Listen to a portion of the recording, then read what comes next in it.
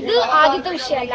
ഇതിനു മുമ്പ് ഒരു പെൺകുട്ടി കുറച്ചു കാലങ്ങൾക്ക് മുമ്പ് ആത്മഹത്യക്ക് ശ്രമിച്ചൊരു നില ഉണ്ടായിട്ടുണ്ടായിരുന്നു. അത് പരിശോധിക്കുന്ന സമയത്ത് നമുക്ക് മനസ്സിലാക്കാൻ വേണ്ടി സാധിക്കുന്നത് ഇതുപോലെ പ്രോജക്റ്റ് എന്തോ വെക്കുന്നതുമായിട്ട് ബന്ധപ്പെട്ട് എന്തോ പിഴവ് സംഭവിച്ചു.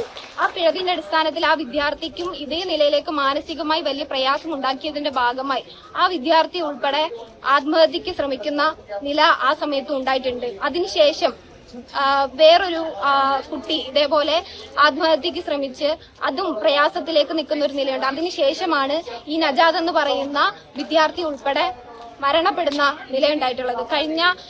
കഴിഞ്ഞ ദിവസം ഇന്നലെ ഈ കുട്ടി ഈ ക്യാമ്പസിനകത്ത് നിന്ന് വീട്ടിലേക്ക് ചെല്ലുന്ന സമയത്ത് കരഞ്ഞുകൊണ്ട് തന്റെ ഉമ്മയെടുത്ത് പറയുന്നുണ്ട്, ഇങ്ങനെ പരീക്ഷ റിസൾട്ട് വന്നു, വലിയ പ്രയാസമുണ്ട്, ഫയൽ സബ്മിറ്റ് ചെയ്തിട്ടില്ല എന്നുള്ള നിലയിലേക്ക് തന്റെ ഉമ്മ എടുത്ത് പറയുമ്പോൾ തന്റെ ഉമ്മ ടീച്ചറിനെ വിളിക്കുന്ന നിലയിലേക്കുള്ള ഇതൊക്കെ ഉണ്ടായിട്ടുണ്ട്. എന്താ എങ്ങനെയാണ് എന്നുള്ള രീതിയിലേക്ക് ആ ഉമ്മ ഉൾപ്പെടെ ഈ കുട്ടിയുടെ വിഷമം കണ്ടു വിളിക്കുന്ന നില ഉണ്ടായിട്ടുണ്ട്. പക്ഷേ ഇതിനകത്ത് നിന്ന് മനസ്സിലാക്കാൻ വേണ്ടി സാധിക്കുന്നത് ഈ പറയുന്ന 4 അധ്യാപകർ ഉൾപ്പെടെ വലിയ രീതിയിലേക്ക് കഴിഞ്ഞ ദിവസങ്ങൾക്കകത്ത് പോലും ഈ കുട്ടിയെ കഴിഞ്ഞ ഒരാഴ്ച കാലമായി വലിയ രീതിയിലേക്ക് ഈ ഫയൽ സബ്മിറ്റ് ചെയ്യുന്നതുമായി ബന്ധപ്പെട്ടുകൊണ്ട് സെമ്മില് ഈ കുട്ടിക്ക് ഏതോ ഒരു വിഷയം പോയതുമായി ബന്ധപ്പെട്ടുകൊണ്ട് നീ ഇവിടുന്ന് ജയിച്ചിറങ്ങാൻ പോകുന്ന കുട്ടിയല്ല, മറിച്ച് നീ പറഞ്ഞ് ഫയൽ സബ്മിറ്റ് ചെയ്താലും ഞങ്ങൾ അത് സൈൻ ചെയ്ത് തരാൻ വേണ്ടി പോകുന്നില്ല എന്നുള്ള നിലയിലേക്ക് ആ കുട്ടിയെ വലിയ രീതിയിലേക്ക് മാനസികമായി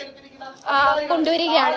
അത് സഹിക്കവയ്യാഞ്ഞാണ് ഈ പറഞ്ഞ അധ്യാപകരുടെ മാനേജ്മെന്റിന്റെ ഭാഗത്ത് നിന്ന് അതിന് സഹിക്കാൻ പറ്റുന്നതിലധികം വന്നതിന്റെ ഭാഗമായിട്ടാണ് അത് ജീവൻ ഒടുക്കുന്ന നിലയുണ്ടായിട്ടുള്ളത്. ഇത് അംഗീകരിക്കാൻ വേണ്ടി കഴിയുന്ന ഒന്നല്ല.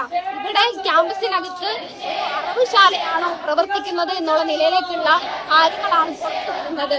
എന്താ തന്റെ ഒരു കുട്ടി പ്രയാസം ഈ പറഞ്ഞ കുട്ടികളുമായി ബന്ധപ്പെട്ടുകൊണ്ട് ഇന്നത്തെ വിഷയങ്ങൾ ക്യാമ്പസിനകത്തുണ്ട് എന്ന് തന്റെ രക്ഷിതാക്കൾ പറഞ്ഞാൽ അത് പ്രയാസമാണ്. പിന്നെ ആ കുട്ടി നോട്ടുപുള്ളിയാണ്.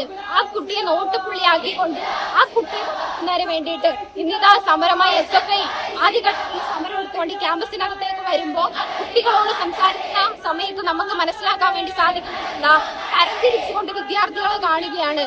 കുറച്ച് ഇഷ്ടപ്പെട്ട വിദ്യാർത്ഥികളോട് മാത്രം സ്നേഹം.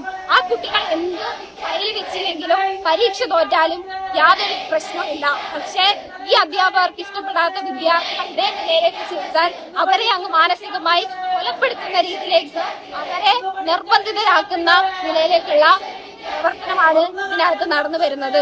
ഇത് യാതൊരു വിധത്തിലും അംഗീകരിക്കാൻ വേണ്ടി കഴിയുന്ന ഒന്നല്ല. SFI സമരം തുടരുകയാണ്. ക്യാമ്പസിനകത്ത് വിദ്യാർത്ഥികളാകെ ആ സമരത്തിന്റെ ഭാഗമായി തന്റെ കൂട്ടുകാരെ നീതി ലഭിക്കണമെന്ന് ആവശ്യപ്പെട്ടുകൊണ്ട് ഇവിടെ എത്തിയിരുന്നുകൊണ്ട് സമരം എടുക്കുകയാണ്. അതിനു വേണ്ടിയിട്ട് ഈ പറഞ്ഞ വിദ്യാർത്ഥി സംഘടനയും SFIയും നജാദിന് നീതി ലഭിക്കുന്നിടം വരെ സമരം ഏറ്റെടുത്തുകൊണ്ട് ഈ പറഞ്ഞ അധ്യാപകരുടെ പേര് ഉൾപ്പെടെ വന്നിട്ടുണ്ട്. ആ 4 അധ്യാപകരെ ഉൾപ്പെടെ ക്യാമ്പസിനകത്ത് നിന്ന് പുറത്താക്കുന്ന നിലയിലേക്ക് അവർക്കെതിരെ നടപടിയെടുക്കാനും ഈ പറഞ്ഞതുപോലെ ഇവിടെ സമരമെടുത്ത വിദ്യാർത്ഥികൾക്ക് യാതൊരു വിധത്തിലും ഇനി വരുന്ന സമയത്തിനകത്ത് ബുദ്ധിമുട്ടുണ്ടാകരുത് എന്നുള്ള നിലയിലേക്ക് ഉള്ള കാര്യങ്ങൾ ആലോചിച്ചു പോകുന്നുണ്ട്. ആ രീതിക്കകത്ത് ഈ നജാദ് എന്ന് പറയുന്ന വിദ്യാർത്ഥിക്ക് വേണ്ടിയിട്ട് ആ വിദ്യാർത്ഥിക്കും കുടുംബത്തിനും നീതി ലഭിക്കുന്നിടം വരെ ഞങ്ങൾ SFIക്കാർ സമരത്തിന്റെ ഭാഗമായി ഉണ്ടാവും എന്നുള്ളതാണ്.